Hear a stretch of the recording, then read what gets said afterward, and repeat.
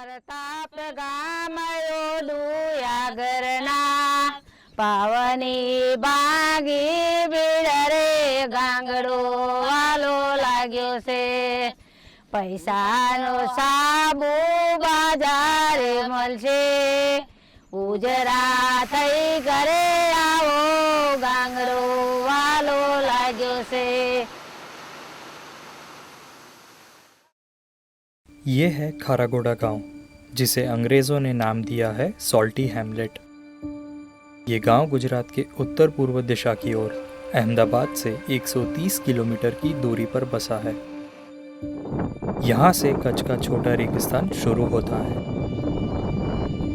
तकरीबन 5000 square kilometre में फैला हुआ है ये रेगिस्तान, और नमक यहाँ पे एक अहम भूमिका निभाता है। ये उतना ही अहम है जितना कि हवा, भूमि, आग और पानी।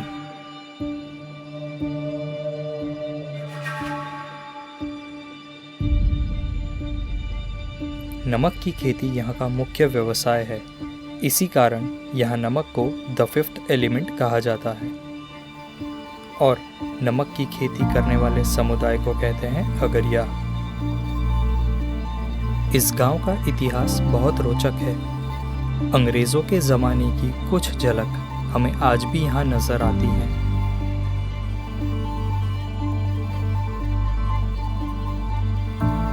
किसी समय में यहाँ नमक की खेती का नियंत्रण राजपूत और दरबार समुदाय करता था। फिर 1856 में ईस्ट इंडिया कंपनी के द्वारा नियुक्त जॉर्ज प्लाउडन ने नमक उत्पादन की क्षमता के बारे में सर्वे किया, जिसके आधार पर सर चार्ल्स प्रिचर्ड ने नमक की खेती को खारागोड़ा गांव के पास यहाँ के अगरियाओं के साथ संगठित और व्यवस्थित किया। 1882 में आज के हिंदुस्तान सॉल्ट लिमिटेड का जन्म हुआ। इस जगह को आज़ादी से पहले प्रिचर्ड सॉल्ट वर्क्स कहा जाता था।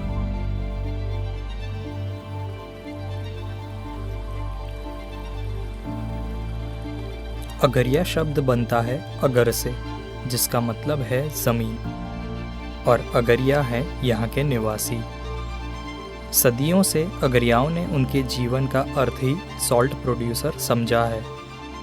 करीबन 70% देश का नमक अगरिया बनाते हैं, जिसके बारे में हम जानते नहीं हैं या जानना चाहते नहीं हैं। बाबूलाल बाथाणी खारागोड़ा के सरपंच रह चुके हैं, और उन्होंने युवा अवस्था में नमक के पैन पे भी काम किया हुआ है।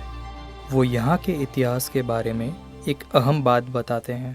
मारू मूળ વતન ખારાગોડા છે અને હું છેલ્લા 50 વર્ષથી મીઠાની ઉત્પાદન પ્રવૃત્તિમાં રોકાયેલો છું। नमक की खेती का इतिहास अनोखा है।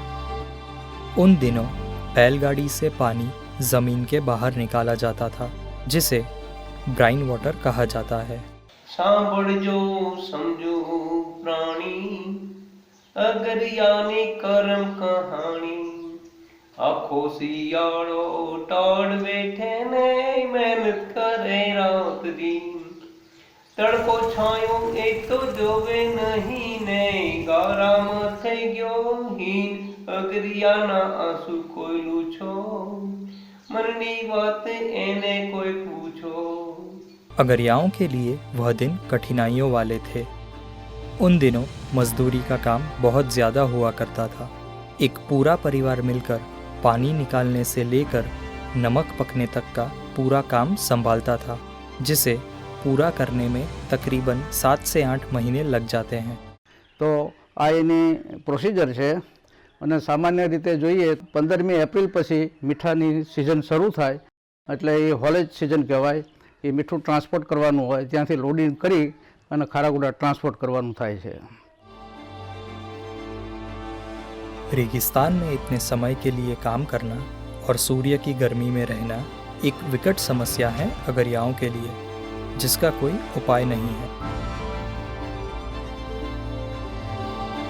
इस स्थिति में काम करने की वजह से अगरिया कई बीमारियों का शिकार बनते हैं, जैसे ट्यूबरक्लोसिस, स्किन डिजीज़, माल नरिशमेंट और टेम्पररी ब्लाइंडनेस। नमक उत्पादन के प्रोसेस में काम करके अगरियाओं के पांव इतने पतले हो जाते हैं कि दाह संस्कार के समय उनके पांव जलाने में कठिनाइयाँ आती है। અમારા અગરિયાઓ જે છે એને પૂરી મેડિકલ ફેસિલિટી ત્યાં ઉપલબ્ધ નથી હોતી. ઘણા અગરિયાઓ ત્યાં બીમાર થાય છે, ત્યાં પૂરતી સુવિધા આવી મળે એને હેલ્થ માટે અને મોબાઈલ વાન દ્વારા ત્યાં પાટા બેઠા એને આવી સુવિધા ઉપલબ્ધ કરવામાં આવે તો એ પણ અમારી એક માગણી છે સરકાર પાસે. તકલીફ તો ઘણી પડે સર, પણ હવે હા. એવું તો અમને કોણ કરી સુકૂન આલી આલે કહો. જો એક તો આ ઠંડી में રહેવાનું, ઠંડીમાં આવા સાદર તમે એક બંગલા में સુવો તો તમને ઠંડી કેટલી લાગે છે? લાગે છે તો આવા में અમારે રહેવાનું, સવારમાં ઉઠીને કામે જવાનું. આ ખાવા પીવાની રણ વેઠવી તકલીફ જ કહેવાય. શાકભાજી હોય ખરી, શાકભાજી નાઈ હોય ખરી, નાય હોય વળી, અને દૂધ તો મળે જ નહીં વળી, તો મળે જ નહીં. ખાવા માટે જ મળે જ નહીં. આ પાવડર શીખર ભગવાન જાણે કેવી રીતે બનાવ્યો હોય છે. વળી પાવડરનો તે વળી આ ચા પાવડર ની ચા પીવી ના તમે પીધી નકે તે જ અમારે કાવી પીવાની હોય. समय बदला, नई टेक्नोलॉजी के आते डीजल इंजन और जनरेटर का इस्तेमाल होने लगा, जिससे उनकी मजदूरी काफ़ी हद तक कम हुई। टेक्नोलॉजी में बदलाव आने पर भी अगरियाओं के जीवन की कठिनाइयाँ कम नहीं हुई। उनके स्वास्थ्य में कोई बदलाव तो ना आया, पर आर्थिक रूप से भी उनकी तकलीफ बढ़ने लगी। डीजल के भाव बढ़ने से उनका उत्पादन का खर्च बढ़ गया और टेक्नोलॉजी के आने से फ़ायदा मिलने के बदले नुकसान बढ़ने लगा। अगरियाओं की तकलीफ़ मौसम बदलने पर भी बढ़ जाती है। बरसात की वजह से बनास, कंकावटी और ब्राह्मणी नदी का पानी यहाँ भर जाता है और अगरियाओं को कुछ समय के लिए यह जगह छोड़नी पड़ती है। पानी निकलने तक अक्टूबर महीना शुरू हो जाता है और अप्रैल के अंत तक अगरिया काम करते हैं। तकरीबन 1200 टन शुद्धतम नमक उत्पादन होता है एक पैन से, जिसे गुजराती में वडागरू मीठू कहा जाता है। अगरियाओं का ज़्यादातर नमक हिंदुस्तान सॉल्ट कंपनी ही खरीद लेती है। अगरियाओं का जीवन मुश्किलों से भरा हुआ है, पर कुछ एनजीओ की मदद से उनकी थोड़ी बहुत तकलीफ़ें कम ज़रूर की जा रही हैं। 90s के दशक की शुरुआत में self employed women association group चालू किया गया, जिसे सेवा कहते हैं। सेवा पहली संस्था है जिसने अगरियाओं के हित में सोचकर उनकी ज़िंदगी में बदलाव लाना चाहा। 2012 में सोलर पंप लाया गया अगरियाओं के जीवन में, जिससे उनके डीजल और नमक बनाने का खर्चा कम हो सके और क्लीन एनर्जी की शुरुआत हो। અગરિયાની જે પોઝિશન છે તો એમાં જે સામાજિક અને આર્થિક વિકાસ માટેની હું આપને વાત કરું તો એક તો જાણે અત્યારે એમને જે સોલાર પેનલ એલોટ કરવામાં આવે છે એ બહુ આશીર્વાદરૂપ છે, કારણ કે એનાથી અત્યારે અમારે જે ક્રૂડનું કન્ઝમ્પશન થતું હતું એ ઘણું બધું ઓછું થઈ ગયું છે અને એના હિસાબે એ બહુ કોસ્ટ લાગતી નથી અગરિયાને। डीजल का खर्चा एक बैरल का तकरीबन 12,000 है और नमक की खेती के समय कम से कम 10 से 12 बैरल काम में आते हैं।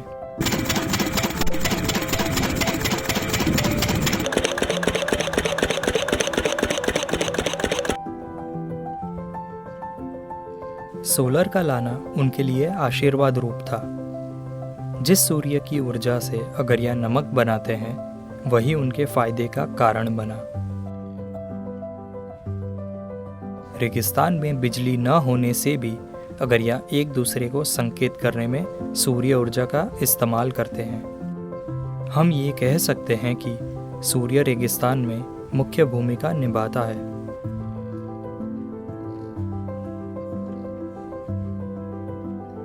सोलर के फायदे अगरियाओं को नजर आए, पर उनकी समस्या सोलर से खत्म नहीं होती।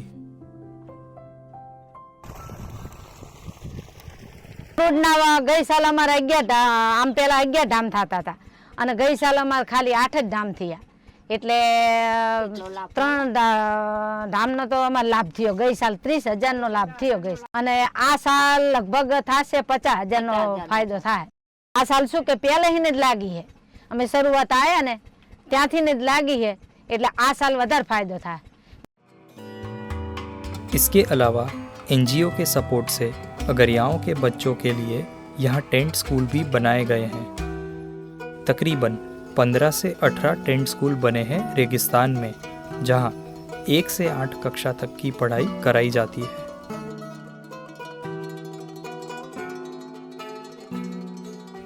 अंबू पटेल खारागोड़ा के निवासी हैं, जो फोटो जर्नलिस्ट हैं, और वो पहले नमक की खेती में काम करते थे, पर उनकी ज़मीन में पानी न होने के कारण वो काम बंद हो गया.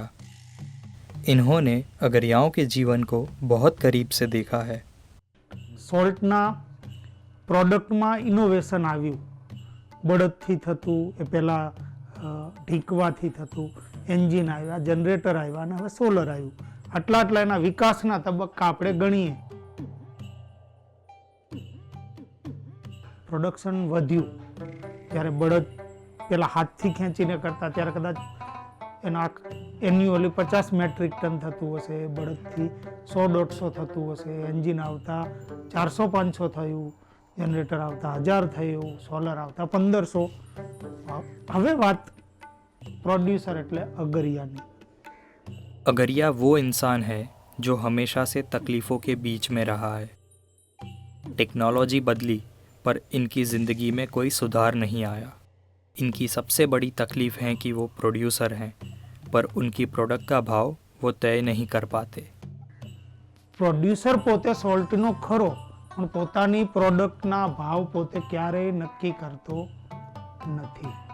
પોતાની પ્રોડક્ટના ભાવ તો બીજા લોકો નક્કી કરે છે. જ્યાં સુધી પોતાની પ્રોડક્ટના ભાવ ઉત્પાદક પોતે નક્કી ન કરે, ત્યાં સુધી એના હાથમાં પૈસો આવવાનો જ નથી. इनके नमक का भाव तो खरीदने वाला तय करता है, जिससे इनकी परिस्थिति में कोई बदलाव नहीं आता. સોલર નકામું નથી, બિલકુલ કામનું છે, પણ એનો લાભ જેને મળવો જોઈએ એને નથી. આ કેમેરાથી તમે શૂટિંગ કરો છો, એનો બેનિફિટ કોને મળવો જોઈએ? તમને મળવો જોઈએ. સોલર લગાવવાથી અગરિયાઓનું જીવન ધોરણ ઊંચું આવે એ વાતમાં કોઈ જ दूर પણ પેલી દેખાતી નથી. सोलर के आने से फाइनेंशियल हेल्प हुई है, पर बड़ी समस्या तो ज़मीन की है. अगरियाओं का हक ना तो उनकी प्रोडक्ट पे है, ना उनकी ज़मीन पे. 1973 से कच्छ के छोटे रेगिस्तान की काफ़ी हद तक की ज़मीन सरकार के द्वारा वाइल्ड एस यानी जंगली गधों की सेंचुरी के नाम पर संरक्षित कर दी गई, जो पूरी दुनिया में सिर्फ यही पाए जाते हैं. इन्हें गुड़खर भी कहा जाता है. इस वजह से अगरिया आज नमक की खेती इलीगली कर रहे हैं, क्योंकि उनके पास रोज़ी रोटी के लिए दूसरा कोई व्यवसाय नहीं है. અત્યારે કોઈ પણ ગવર્મેન્ટ લીઝ કરતું નથી, બધુંય અનલીગલી છે, ચાલે જ છે. અને અમારી રોજીરોટી કે પછી અમારા અગરિયાઓની રોજીરોટી બધી આમાંથી જ નીકળે છે. અને આ જ અમારા માટે ધંધો ગણો તો ધંધો, ખેતી ગણો તો ખેતી, આ જ છે. તમને ટૂંકા ગાળા માટે નવા સંશોધનો, ઇનોવેશનનો ફાયદો 1, 2, 3 વર્ષ પૂરતો થતો દેખાય. એ શા માટે એ પણ હું પ્રૂવ કરું તમને સમજો. કોઈ નવું ઇનોવેશન આવે ત્યાં સુધી ખરીદનારો છે ને એ બધાનો અભ્યાસ કરે, તો એને કેટલા પૈસા બચે, શું છે, આમ છે તેમ. એ કેલ્ક્યુલેશનનો ગાળો જેટલો લંબાય સામેવાળી પાર્ટીનો, એટલા ટાઈમ સુધી આને ફાયદો મળતો દેખાય. પછી તો પેલો જોઈ લેશે કે જનરેટર સેટથી આને કોસ્ટ ઓફ પ્રોડક્શન હતી એ 15 રૂપિયા ફોર એક્ઝામ્પલ થતી હતી, પણ હવે તો સોલર આવતા એને 11 રૂપિયા થાય છે, તો એ 10 રૂપિયા માગશે. એટલે આના કરતા 11.25 સોદો થશે. मतलब શું ફાયદો ટેકનોલોજીનો? 7 से 8 महीने रेगिस्तान में रुकना आसान नहीं है. कच्चे मकान में रहना, सूर्य की तीव्र किरणों में काम करना और खाने पीने की उचित सेवा न मिलना, ऐसी विषम परिस्थिति में रहते हैं अगरिया। टेक्नोलॉजिकल बदलाव लाने से इस रेगिस्तान का सच नहीं बदलता। अगरियाओं के पास अपनी ज़मीन का अधिकार नहीं है तथा उन्हें अपनी रोज़ाना पानी की ज़रूरत के लिए सरकारी टैंकर पर निर्भर रहना पड़ता है और सूर्य की गर्मी का तो कोई उपाय ही नहीं है। एक आम आदमी के लिए नमक बहुत सामान्य तत्व है जो रोज़ाना इस्तेमाल होता है, जबकि अगरियाओं के लिए ये उनका जीवन है।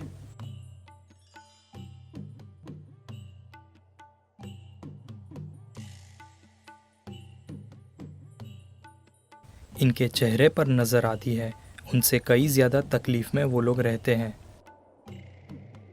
सोलर के आने से अगरियाओं को थोड़ी आर्थिक सहायता मिली है, पर इस रेगिस्तान में सिर्फ सोलर के सहारे जीवन व्यतीत नहीं हो सकता। તકલીફ તો રણમાં સારી એવી છે, પણ હવા તો પેઠે એટલે શું કરે? પડ્યું શું રહેવું કરવું પડે. પડે? બીજો ધંધો નહીં બીજો પાછા. ધંધો નહીં, અને આમના અને ધંધા સિવાય છોકરાઓ ફાવતું કંઈ નહીં. ભણેલા ના હોય ચાચુ. એટલે કુંડનો આ કર્યું આપે આ રહ્યું ઈ તમારો ધંધો. यहाँ नमक और अनिश्चितताओं के अलावा कुछ नहीं, पर अगरियाओं के पास इस वास्तविकता को अपनाने के सिवाय कोई विकल्प भी नहीं है। हिंदुस्तान के 70% नमक के उत्पादक रहकर भी उन्हें अपने काम का मूल्य नहीं मिला। इन्हें कभी भी वाइल्ड लाइफ सेंचुरी के नाम पे यहाँ से दूर किया जा सकता है, उस ज़मीन से जहाँ अब तक का इनका जीवन बिता है। अगरिया आज भी अच्छे दिनों की आशा में राह देख रहा है। કાંગડો વાલો લાગ્યો છે, પૈસાનો સાબુ બાજારે મળશે, ઉજરા થઈ ઘરે આવો, ગાંગડો વાલો લાગ્યો છે, સારા પ્રતાપ ગામયો ડુયાગરના, પૌની ભાંગી બીડ રે, ગાંગડો વાલો લાગ્યો છે, પૈસાનો કાસકો બાજારે મળશે, વેલા મેલી ઘરે આવો, ગાંગડો વાલો લાગ્યો છે, સારા પ્રતાપ ગામયો ડુયાગરના, પાવની ભાંગી ભીડ રે, ગાંગડો વાલો લાગ્યો છે, પૈસાનો રૂમાલ બાજારે મળશે, શેડલા બાંધી ઘરે આવો, ગાંગડો વાલો લાગ્યો છે, સારા પ્રતાપ ગામ ગોડુયાગરના, પાવની વાગી ભીડ રે, ગાંગડો વાલો લાગ્યો છે, સારા પ્રતાપ ગામ ગોડુયાગરના, પાવની ભાંગી ભીડ રે, ગાંગડો વાલો લાગ્યો છે.